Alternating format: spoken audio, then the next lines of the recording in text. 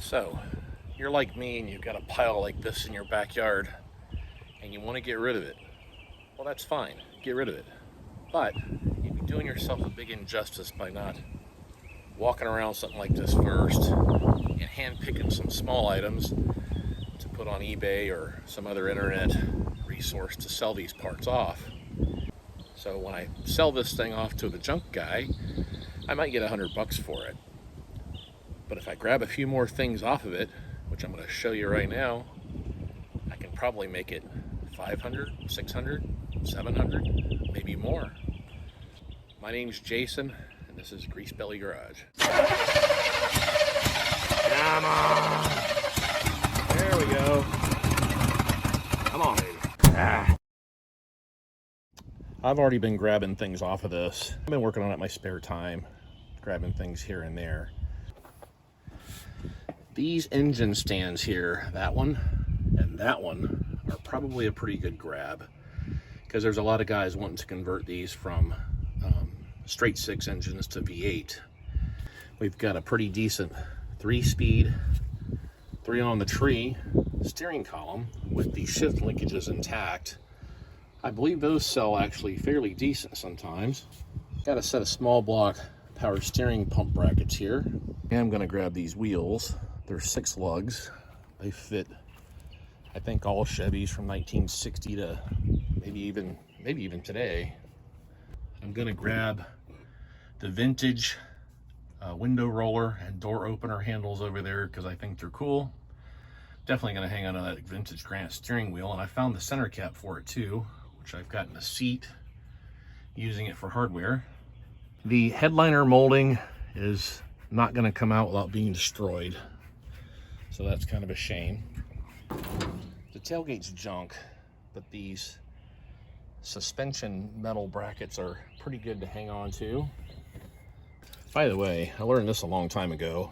When you're using these things, these are like compressed air as a propellant instead of the whatever they used before, the dangerous stuff. When these start to get to where they spray a little weaker, I just like shake the life out of them.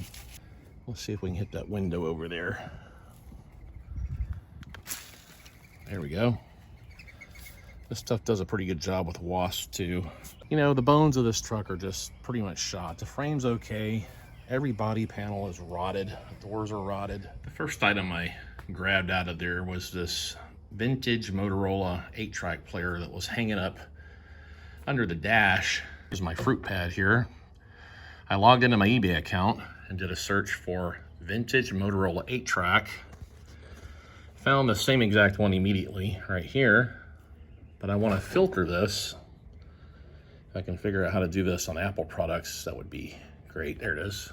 So we'll go up here to filter, and then I'm going to show more. I come down here to completed,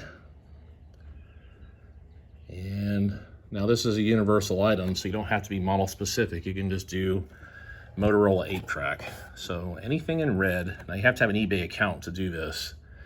Anything in red did not sell. Anything in green did. So there's some different styles. That one sold for 30 bucks. That one sold for 75 bucks, but it's got a nice box. Try to find ones that are similar to what you have. So it may not be worth anything. So what to do is to just jam it on eBay anyway with 5 or 6 pictures, put untested, parts only, no reserve. Somebody will probably buy it as a decoration for an older car, whatever. People collect these things, I think. People know how to fix them. I don't, but you know, there's something for everybody.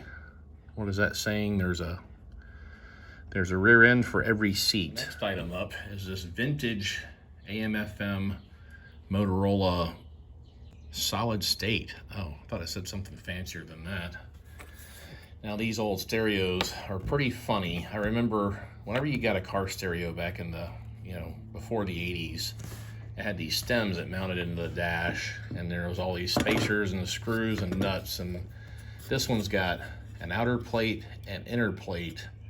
So it's inner plate, nut, outer plate, nut, and then these plastic knobs. So this may have been like a universal stereo, because these, instead of facing out with the silver trim, were inverted on the stereo stems like this. I'm not going to put these back on because you put these on and off too many times and they quit staying.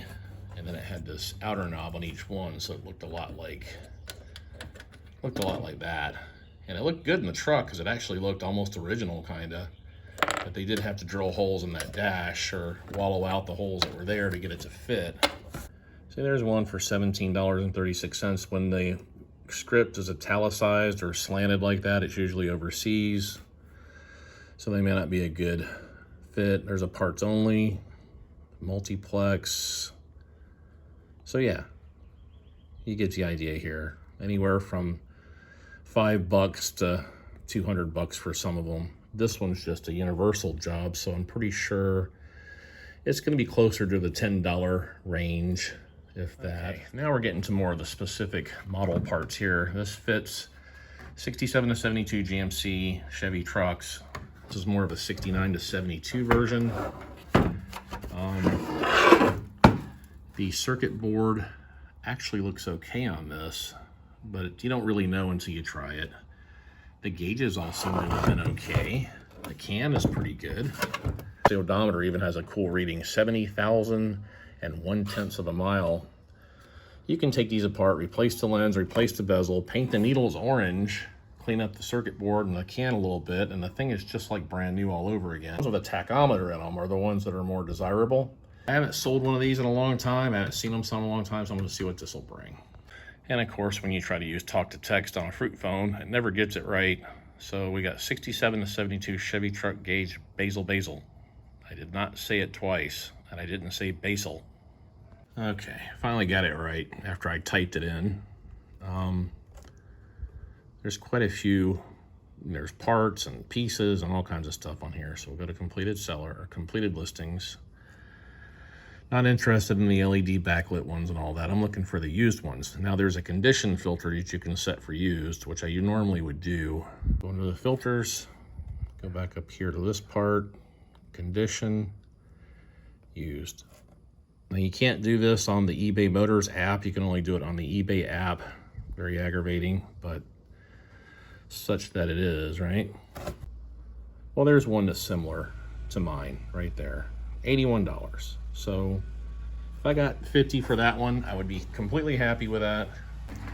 This is a cargo light for, I don't think these were available until like $69. And I took this out complete, including the entire wiring harness that goes through the cab and goes down and plugs into the fuse block.